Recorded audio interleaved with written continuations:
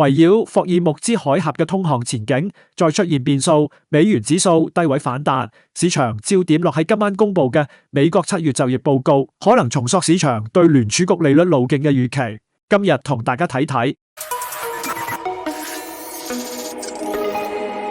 早晨，我係 AI Mark， 今日係2026年8月7日，歡迎收睇財經早餐。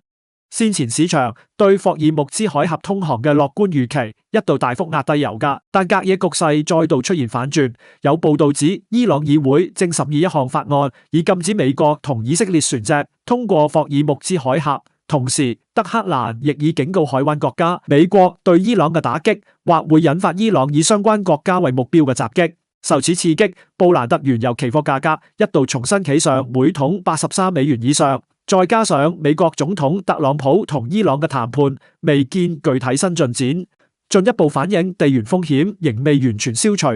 另一方面，隔夜再有聯儲局官員釋出偏鷹信號，令市場對政策路徑嘅預期進一步修正。聖路易斯聯儲主席穆薩萊姆明確表示，自己喺上次議息會議上傾向加息。目前美國經濟韌性仍強，通脹重新上行嘅風險不容忽視，亦唔排除後續會繼續收緊政策。現時市場對於9月係加息抑或維持利率不變，仍處於拉鋸階段。美元指數由低位反彈至100關口附近增持。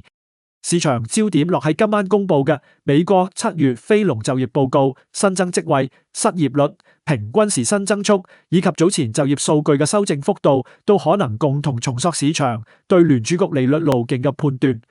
好啦，今日時間差唔多，我哋聽日再見。